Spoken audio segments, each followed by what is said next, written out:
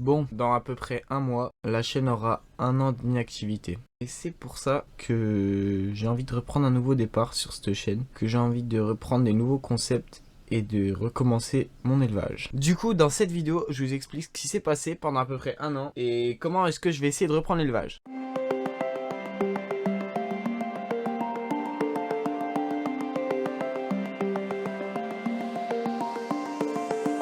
Il y a à peu près 1 an, j'avais une vingtaine d'espèces. Aujourd'hui, par contre, j'en ai plus que 3. J'en ai vendu certaines, j'en ai donné certaines, et aussi beaucoup sont mortes. Dans mes plus grosses pertes, il y a mes Phédol pallidula. Ma toute première espèce que j'ai adoptée, qui est morte cet hiver, c'était ma colonie préférée.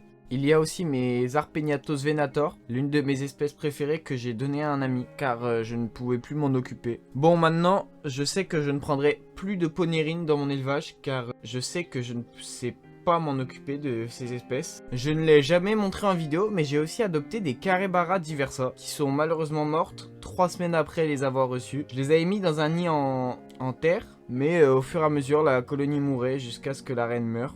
Du coup, c'était une triste expérience aussi. Mais revenons-en aux espèces qui sont encore en vie aujourd'hui. Dans ces 3 espèces, il y a mes Camponotus maculatus. Bon, ma reine n'a plus qu'une ouvrière, mais elle va reprendre, ne vous inquiétez pas. Il y a aussi mes Meranoplus bicolores avec une 60aine d'ouvrières. Et des toutes nouvelles, des Aphaenogaster subnutera, que j'ai trouvé dans ma piscine. Ça fait à peu près 5 mois que je les ai. La reine n'a que 6 ouvrières, mais elle a une grappe d'œufs. Je les ai mises dans une aire de chasse avec un nouveau tube humide, car leur tube était sec. Et je vais aussi leur mettre une recharge d'eau. Je leur ai donné déjà une mouche et du liquide sucré. Il n'y a plus qu'à attendre le temps que l'espèce se développe. Sinon, pour la prochaine vidéo, qui sortira la semaine prochaine du coup, on va s'attarder sur le déménagement des Meranoplus bicolores et des Camponotus maculatus. Car comme vous le voyez, leurs aires de chasse sont vraiment très crades, très délabrées. Du coup, je vais essayer de leur faire quelque chose d'un peu plus naturel, d'un peu plus vivable. Je leur redonnerai à manger, à boire dans la vidéo.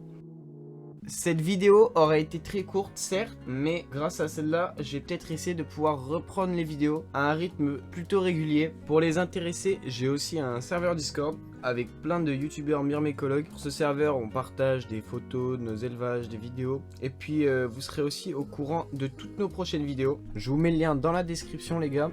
Et sur ce, on se retrouve pour une prochaine vidéo. Allez, ciao!